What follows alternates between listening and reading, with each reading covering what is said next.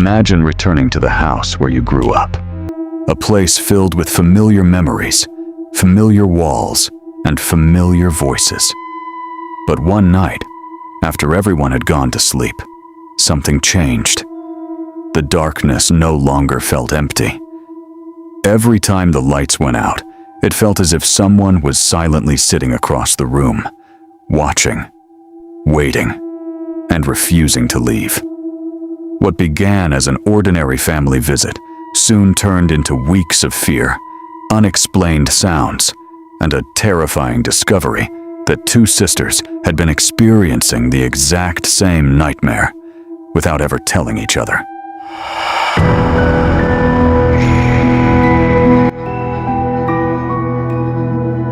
For as long as I can remember, our old family house in Dhaka's Ramakrishna mission area had never been an ordinary place. The walls had stood there for decades, carrying stories far older than us. Growing up, we often heard strange footsteps on the rooftop long after midnight. Sometimes it sounded like someone was slowly dragging something heavy across the concrete. Other times, it felt as if someone was quietly walking from one end of the roof to the other. At first, those sounds terrified us. But as the years passed, they became part of everyday life. We stopped asking questions because no one ever found an answer. Then came the year 2009. My elder sister and I traveled from Canada to Bangladesh for our cousin's wedding. It was supposed to be a joyful family reunion. Relatives from different villages were gathering under one roof. Laughter filled the courtyard, and everyone was busy preparing for the celebrations. For the first few days, everything felt exactly the way family gatherings should feel. One afternoon, a woman from our ancestral village came to visit us. The moment she entered the house, she greeted us with incredible warmth and respect. She spoke politely, folded her hands, and treated us almost like honored guests. She offered us water, smiled constantly, and asked about our lives in Canada. Before leaving, she quietly requested a few clothes because she hadn't brought enough from the village. It seemed like such a small request. Without giving it much thought, I handed her one of my scarves and a shirt. She thanked me repeatedly before leaving. At the time, nothing about the interaction felt unusual. In fact, I felt happy that I had been able to help someone. That evening, however, everything changed. Our mother called from Canada. Her voice sounded unusually serious. Instead of asking about the wedding preparations, she immediately warned my cousin. Listen carefully. If Rashida comes to the house, stay away from her. Don't let her touch your clothes. Don't eat anything she gives you. Don't even let her place her hand on your head. The room suddenly became silent. We looked at each other in complete disbelief. My sister nervously laughed before saying, "Mom, everything you've just told us not to do, we've already done all of it." We had spent almost the entire day with her. She had served us water. She had touched our belongings. She had accepted clothes directly from our hands. For a few moments, nobody spoke. Even through the phone, we could sense our mother's fear. She repeated her warning again and again, insisting that we should avoid Rashida from that moment onward. According to her, there were disturbing rumors surrounding that family back in the village. People believed they practiced things that ordinary people couldn't explain. Honestly, I didn't know whether to believe any of it. I wasn't someone who accepted supernatural stories without proof. I simply assumed these were old village superstitions passed down through generations. So I tried to ignore it. The next morning, Rashida returned. This time, she asked us for money. My sister politely refused and explained that we didn't have any cash available. Rashida didn't argue. She simply stared at us for a few uncomfortable seconds before quietly saying, "I'll come again later." Then she walked away. A little while later, our uncle found out about the incident. He firmly instructed both of us not to give her any money under any circumstances. He explained that he had already helped her financially many times before and believed she would continue asking for more. We agreed to respect his decision. Days passed peacefully. Wedding preparations became busier. The music, the relatives, the laughter, and endless conversations slowly pushed our mother's warning into the back of our minds. But unknown to us, something had already followed us home. The wedding celebrations came and went without any problems. Our cousin's ceremony ended beautifully. Family members slowly returned to their own homes, and after weeks of excitement, my sister and I finally returned to our house in Dhaka. The moment we stepped inside, something felt wrong. Nothing looked different. The furniture was exactly where we had left it. The windows were closed. The rooms were clean. Yet an overwhelming feeling settled over us, as though the house itself had changed while we were away. It wasn't something either of us could explain. It was simply there. For nearly 2 weeks, life continued normally during the day. We talked, laughed, watched television, and spent time with relatives. But as evening approached, an uncomfortable tension slowly filled the house. Neither of us mentioned it. Each of us secretly believed we were imagining things. Then one evening, after a small argument over something completely insignificant, we decided to sleep in separate rooms. That decision changed everything. I switched off the light and laid down on my bed.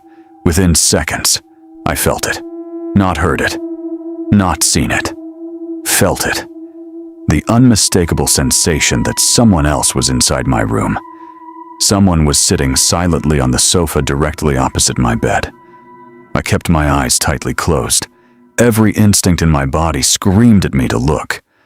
But another voice inside my head warned me. If you open your eyes, you'll see someone sitting there. It wasn't ordinary fear. It felt like absolute certainty. The room was completely silent, yet I could almost sense someone staring at me without blinking.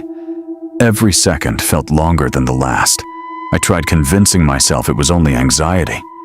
Maybe traveling had exhausted me. Maybe my imagination was becoming too active. Eventually, somehow, morning came. The next night, exactly the same feeling returned. Again, I refused to open my eyes. Again, I felt someone silently watching me from across the room. Night after night, the invisible presence never left. Soon, bedtime became something I genuinely feared, but embarrassment kept me silent. How could I possibly tell someone that I was terrified of a person I couldn't even see? Then one night, everything escalated. Sometime after midnight, I woke up suddenly. At first, I thought I had imagined it. Then I heard it again. A loud metallic scraping sound echoed from the kitchen. It sounded as though someone was dragging a heavy cooking pot across the floor. Clang, scrape, bang. The noise grew louder with every passing second. My entire body froze. The kitchen was only a short distance away. If someone had broken into the house, I should have investigated. But deep inside, I already knew this wasn't an ordinary intruder. Because while those terrifying sounds continued in the kitchen, I still felt someone sitting silently inside my room, watching, waiting, refusing to move. I couldn't even bring myself to open my eyes. My breathing became shallow. My hands were trembling uncontrollably beneath the blanket. Slowly, without looking up, I reached underneath my pillow and grabbed my mobile phone. The last number I had called belonged to my boyfriend. With my eyes still tightly shut, I pressed the call button. The phone rang. He answered almost immediately. The moment I heard his voice, I whispered through trembling breaths, "I think someone is inside my house." At first, he tried calming me down. He assumed I had been frightened by an ordinary noise. But then, he stopped talking. Because through the phone, even he could hear it. The same metallic crashing sounds coming from my kitchen. For several seconds, neither of us spoke. The noises continued, louder, closer, as if someone was throwing heavy pots onto the floor again and again. He quietly told me not to open my eyes. No matter what happened, he stayed on the phone with me for the entire night. Neither of us slept. Every minute felt endless. Every strange sound made my heart pound harder. And all the while, that unseen presence never seemed to leave my room. The first rays of sunlight finally crept through the curtains. For the first time that entire night, I felt safe enough to move. I slowly opened my eyes. The room was empty. The sofa where I had been certain someone was sitting was completely vacant. For a brief moment, I wondered if exhaustion had made me imagine everything. Maybe fear had played tricks on my mind. Maybe none of it had actually happened. Still shaken, I walked cautiously toward the kitchen. The moment I stepped inside, my heart almost stopped.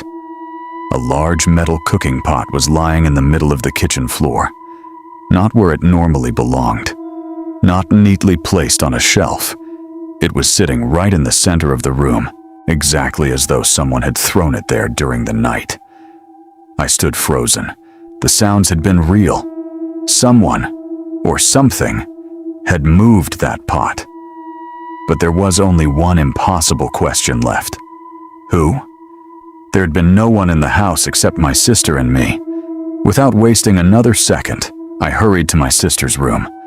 Trying to remain calm, I asked, "Did you hear those loud noises from the kitchen last night?" She looked at me with complete confusion. "Of course I didn't," she replied. "I was awake. I was talking on the phone. If something that loud had happened, how could I possibly not hear it?" Her answer left me speechless. Then her expression slowly changed. She looked at me carefully before speaking again. "There's actually something I haven't told you." Her voice became noticeably quieter. "Ever since we came back from the wedding, every single night, I feel like someone is following me." I stared at her. She continued, "The moment I turn off the lights, it feels like someone else is inside my room. I've barely slept these past several nights. I didn't tell you because I thought you'd think I was losing my mind." Goosebumps covered my entire body. She was describing the exact same experience, the same fear, the same invisible presence, the same feeling of being watched, without either of us ever mentioning it before. At that moment, every logical explanation disappeared. This wasn't stress. This wasn't imagination. Two different people had been silently living through the exact same nightmare. From that day onward, neither of us dared to stay alone after sunset. Every evening we stayed together in the same room. Sometimes we would leave every light switched on until morning. Even then, the strange feeling never completely disappeared. But something even stranger soon began happening. Every evening, almost at the same time, a strong fragrance filled the house. It wasn't perfume. It wasn't incense burning nearby. It was an incredibly sweet, unfamiliar scent that seemed to appear from nowhere. Whenever my sister and I noticed it, we immediately asked everyone else in the house, "Can't you smell that?" Every single person gave the same answer. No.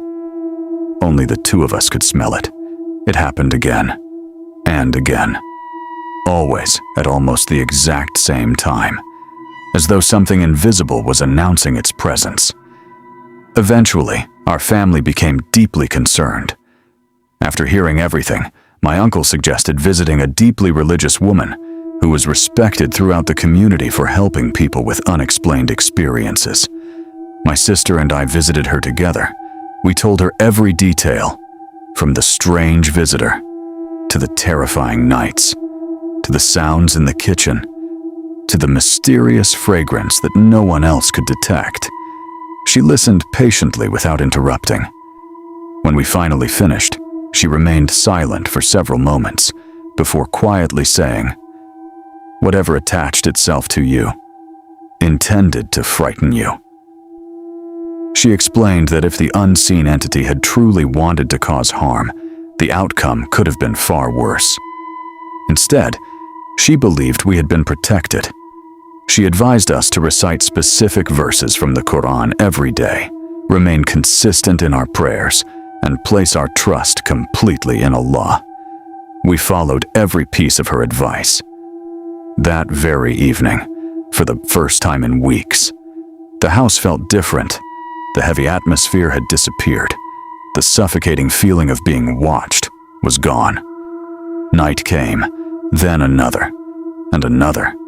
No footsteps, no invisible figure, no crashing sounds, no terrifying presence sitting silently in the darkness. The fear that had consumed us for weeks had vanished as suddenly as it had arrived. To this day, I still don't know what truly happened inside that old house. Was it simply an unexplained psychological experience? Was it something connected to the warnings we had ignored? Or was there really an unseen presence quietly observing us from the shadows? I still don't have the answer, but one thing remains impossible for me to forget. The most terrifying part wasn't the strange noises. It wasn't the moving objects. It wasn't even the invisible presence. The most terrifying part was discovering that my sister had been living through the exact same nightmare, in complete silence. One ordinary evening, a respected man lost his way while traveling through a remote village in Bangladesh. As the call to prayer echoed across the fields, he discovered a breathtaking mosque hidden deep inside the forest. A mosque so beautiful that he had never seen anything like it before. Inside, dozens of worshippers stood silently in prayer, surrounded by a fragrance unlike anything he had ever experienced. But the next morning, when he returned to find that same mosque, it had completely disappeared. There were no walls, no prayer hall, not even a trace that it had ever existed. Years later, the villagers told him a terrifying secret. The mosque he had prayed in was believed to have vanished decades earlier, and the people who stood beside him that night were said to have died long ago.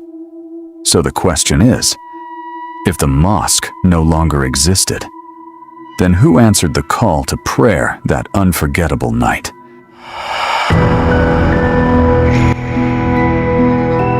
3 years before this story reached me, a man named Acharya Imam experienced something so extraordinary that even decades later, he could never explain it.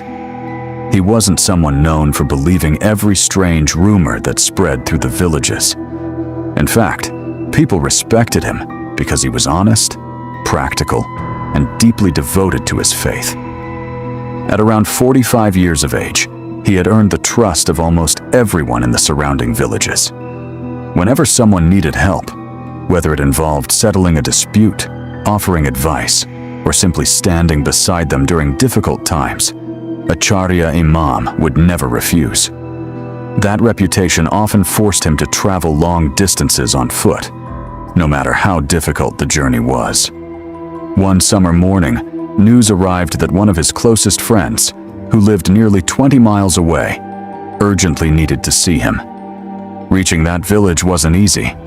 Half of the journey required walking across dusty village roads, while the remaining distance could only be completed by crossing a wide river by boat. It was a tiring route that most people preferred to avoid after sunset. The timing couldn't have been worse. His 14-year-old son, Azmat Ali, had become seriously ill. The boy was so weak that he could barely leave his bed. His wife and other family members begged him not to travel. They believed his place was beside his son until he recovered. Acharya Imam stood silently for several moments, torn between two responsibilities. On one side stood his family. On the other was a friend who had specifically asked for his help. After offering Fajr prayer, he made his decision. Placing his trust entirely in Allah, he kissed his son's forehead, asked his family to pray for his safe return, and began the long journey. Hour after hour, he continued walking beneath the scorching sun. The narrow roads passed through endless fields, small villages, and stretches of empty land where very few people could be seen. Although the heat was exhausting, he never once considered turning back. Every now and then, he stopped beneath a tree for a few minutes before continuing his journey. By late afternoon, he finally reached the area where his friend's village was located. The sun had already begun sinking below the horizon, painting the sky with deep shades of orange and red. He noticed two local men sitting beside a small marketplace and politely approached them. "Brother," he asked, "could one of you please show me the way after Maghrib prayer? I'm visiting someone nearby." One of the men smiled politely and nodded. "Of course," he replied. "Go perform your prayer first. I'll still be here when you return." Relieved, Acharya Imam thanked him and walked toward a nearby mosque to perform Maghrib. The prayer ended peacefully, but when he returned to the marketplace, the two men were gone. He looked around in every direction, no sign of them. Thinking they had stepped away briefly, he waited for several more minutes. One shop after another began closing for the night. Villagers disappeared into their homes. Within a short time, the once busy marketplace became almost completely deserted. Realizing nobody was coming back, Acharya Imam decided to continue alone. After walking for several minutes, he reached a fork in the road. One path disappeared into a dark forest. The other followed the edge of open farmland. Unsure which direction to take, he stopped. Just then, an elderly woman standing beside the road quietly called out to him, "Son, you're going the wrong way." He turned toward her. She slowly raised her hand and pointed toward the narrow forest path. "If you continue through those trees for only 3 or 4 minutes," she said softly, "you'll reach a mosque. From there, someone will help you find your destination." Her voice sounded calm and reassuring. Without questioning her directions, Acharya Imam thanked her and followed the path she had shown. The deeper he walked, the quieter everything became. The sounds of insects faded. The evening breeze disappeared. Even the distant noises from the village slowly vanished until complete silence surrounded him. Tall trees blocked most of the moonlight, leaving only thin rays of light falling across the narrow dirt path. Every step echoed through the forest. For the first time that evening, he felt completely alone. After several minutes, he began wondering whether he had taken the wrong path. There were no houses, no voices, no signs of human life anywhere around him. Then suddenly, far ahead, between the trees, a soft golden light appeared. As he walked closer, the trees slowly opened before him. He stopped instantly. Standing before him was one of the most beautiful mosques he had ever seen. Its white walls almost glowed beneath the moonlight. Elegant arches surrounded the entrance, while warm golden light spilled gently through every window. The entire building looked so magnificent that it seemed almost unreal. Acharya Imam couldn't remember ever seeing such a beautiful mosque anywhere in Bangladesh. What puzzled him even more was that he had traveled through this region countless times over the years. Yet nobody had ever mentioned that such an extraordinary mosque existed here. Drawn by both curiosity and peace, he slowly climbed the stone steps toward the entrance, completely unaware that the moment he crossed that doorway, his life would never be the same again. The moment Acharya Imam stepped inside the mosque, he instinctively stopped walking. An indescribable fragrance filled the air. It wasn't the scent of flowers, it wasn't perfume, nor was it the smell of incense that people often burned after prayer. It was something entirely different. A fragrance so pure and calming that every trace of exhaustion disappeared from his body almost instantly.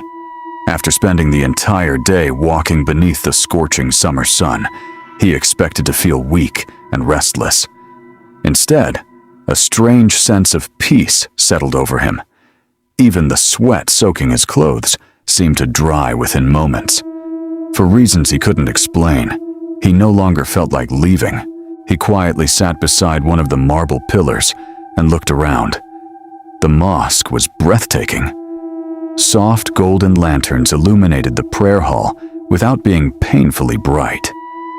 Beautiful Arabic calligraphy decorated the walls, while the polished marble floor reflected the gentle light from above.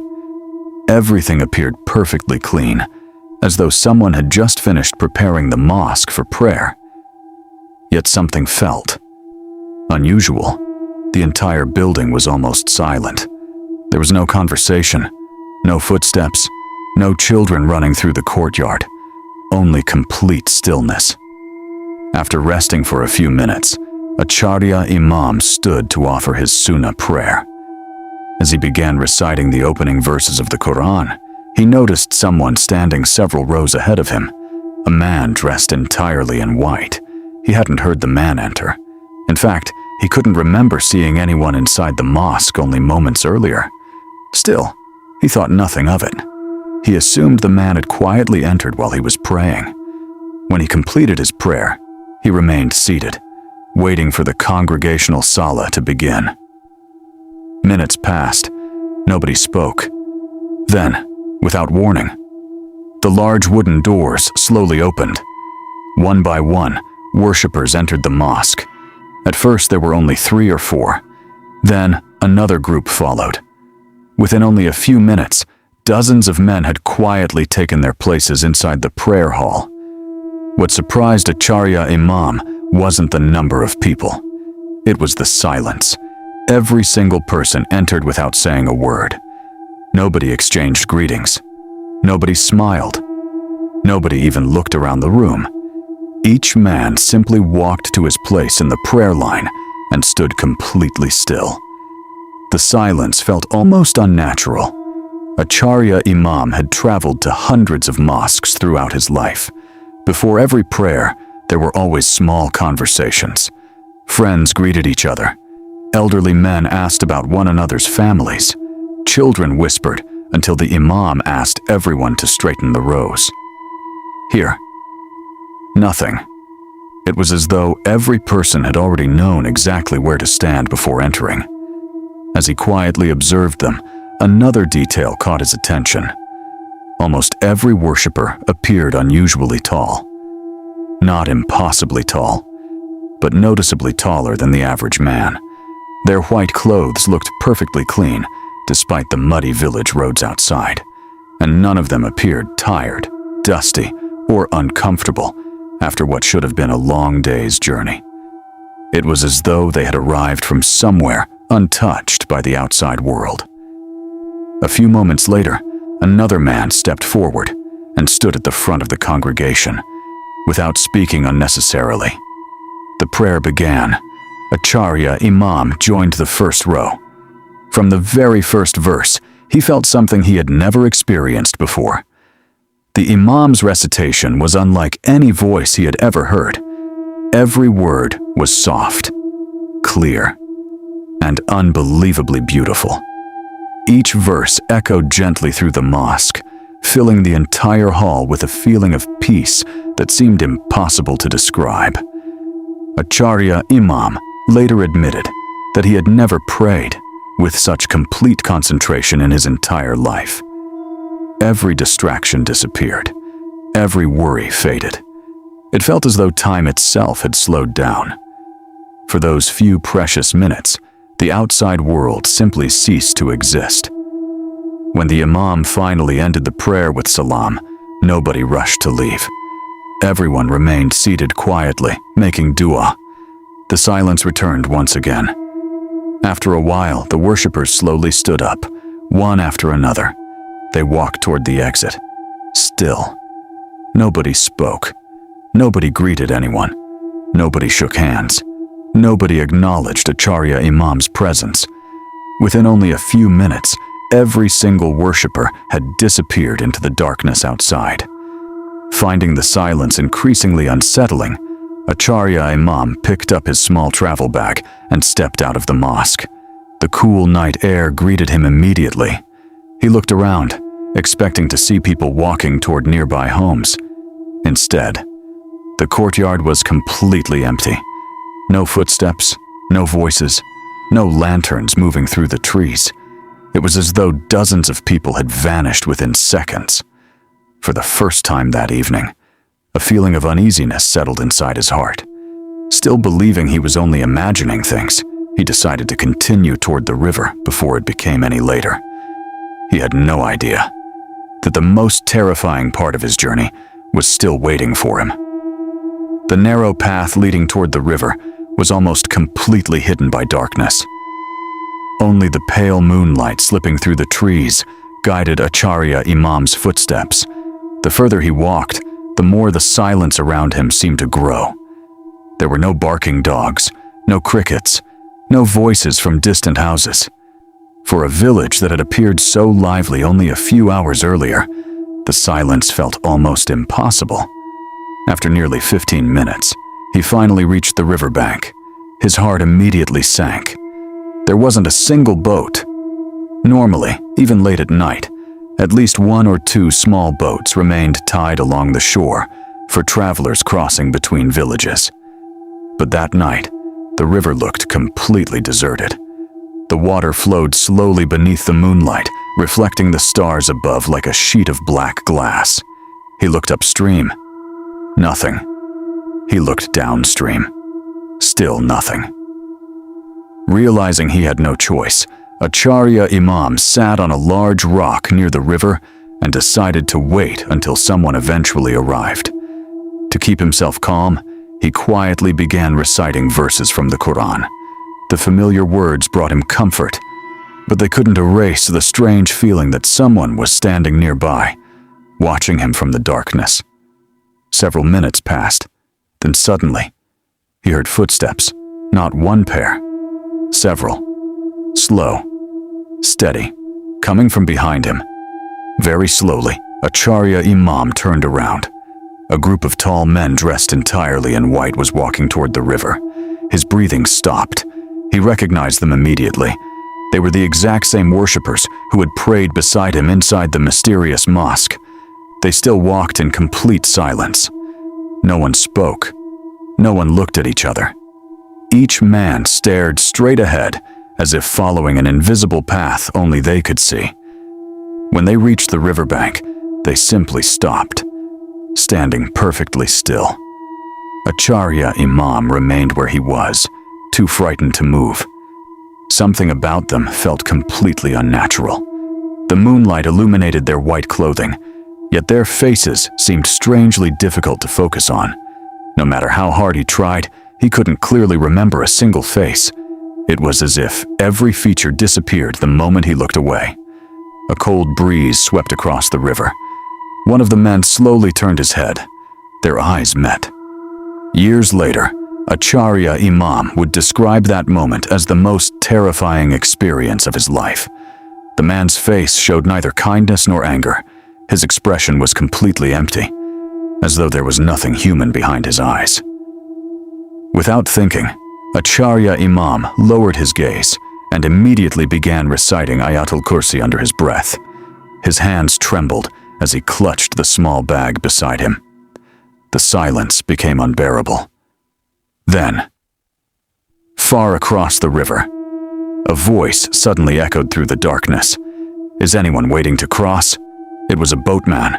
Relief flooded through Acharya Imam's body. He immediately stood up and shouted back, "Yes, I'm here!" The boatman waved his lantern and slowly guided his small wooden boat toward the shore. Acharya Imam looked down for only a few seconds to pick up his belongings. When he looked up again, every single man had disappeared. The riverbank was empty. No footsteps, no figures, no sound of anyone walking away. It was as though they had never been there at all. Moments later, the boat gently touched the shore. The elderly boatman looked at Acharya Imam with surprise the moment he stepped aboard. "My son, are you all right?" he asked. "You look as though you've seen something terrible." Still shaken, Acharya Imam slowly told him everything that had happened.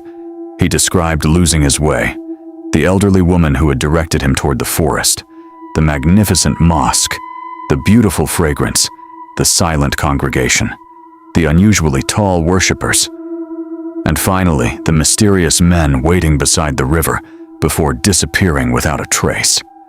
The old boatman listened carefully from beginning to end. When the story was over, his face had turned noticeably pale. For several moments, he remained completely silent. Then he quietly asked, "Can you show me that mosque tomorrow morning?" Acharya Imam agreed immediately. After Fajr prayer the following day, the two men returned together.